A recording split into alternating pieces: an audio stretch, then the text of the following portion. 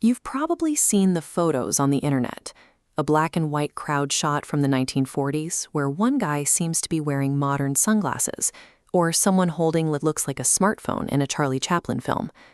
The idea of the careless time traveler is a popular myth, but an actual temporal immigrant, someone who has crossed the physical boundaries of time, would never make such an obvious anachronistic blunder. Stepping out of a machine into a historical era is not an adventure. It is an immediate, fatal logistical nightmare. In a crowd like this sea of hats and coats, a traveler must instantly blend into thousands of conforming historical witnesses. The moment they arrive, they face three distinct threats. They are a walking biological hazard, they are physically conspicuous, down to the weave of their clothing, and they are economically stranded in an alien system. To survive without drawing lethal attention or destroying the timeline, temporal immigrants must rigorously execute the chronicles, a strict set of historical camouflage protocols designed to render them absolutely invisible. The first barrier is biological. Before a traveler can even attempt to blend in visually, they must be inoculated against highly lethal, extinct historical diseases that modern human immune systems have long forgotten. The reverse is equally dangerous. The traveler is effectively a bioweapon.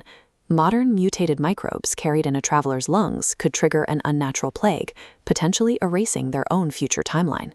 Preventing this requires the microbial scrub, a grueling biological protocol required to purge and replace all of a traveler's modern internal flora before they even step into the transit machine. Once they survive the biological transition, they face the economic reality of the past. A traveler cannot use modern paper currency, and perfectly refined modern gold will immediately expose them. This data visualization compares the pristine isotopic signature of modern refined gold on the left with the messy impurity profile of ancient coinage on the right. Modern metals carry unique trace radiological isotopes from atomic testing that would instantly mark them as temporal anomalies to an era-appropriate metallurgist. To solve this, travelers must master reverse engineering primitive metallurgy. They hand-forge untraceable, intentionally impure currency to perfectly match the era's chemical degradation. This forged currency is the only safe way to perform mundane survival transactions. They need it just to walk into a bakery and buy a simple loaf of bread without alerting local authorities.